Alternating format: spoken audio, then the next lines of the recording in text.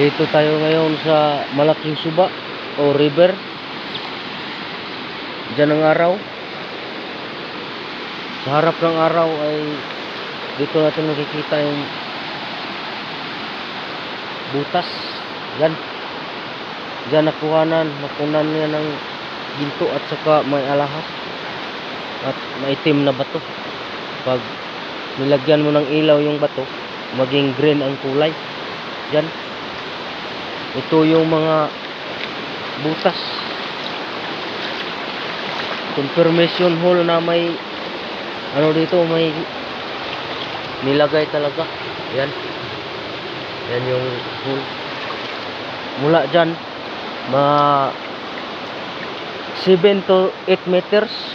Dito yung malaking butas na may laman. Pero nakuha na ito. Yan, puntahan natin. Ito yung butas na malaki.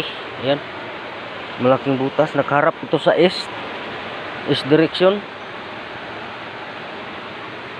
Ito. Ayan yung butas. Yan. Butas yan. Yan. Tapos yung nakunan nila mababaw lang. Dito lang banda. Dito. Yan. Diyan nakuha nila. Diyan. Mababaw lang. Walang 1 meter. Mga 1 feet at kalahati. Galing dito sa galing dito sa entrance. Ayan, pagpasok nila. Ito ay ginamitan nila ng metal detector. Yan, mababaw lang. Diyan nila nakuha yung 2 barita at saka yung simento na paumbok at may isang kulay black na bato. Pag inilawan mo ay magiging, ang ilaw niya ay magiging green. Nasabi ko ito kasi dito kami naliligo nung inooperatean nila dito. Bago pa lang ito nakuha.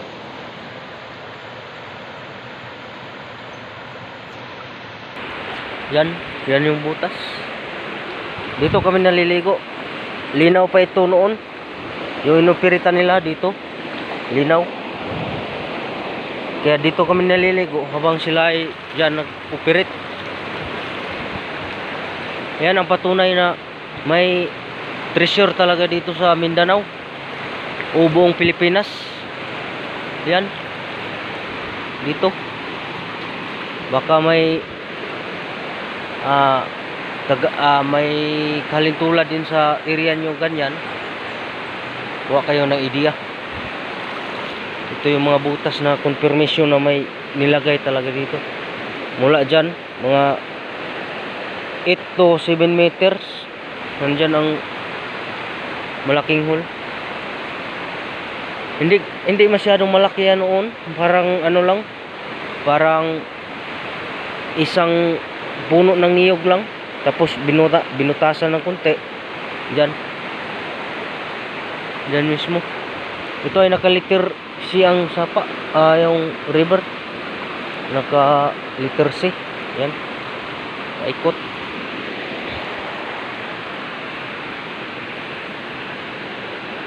Salamat mga katiits.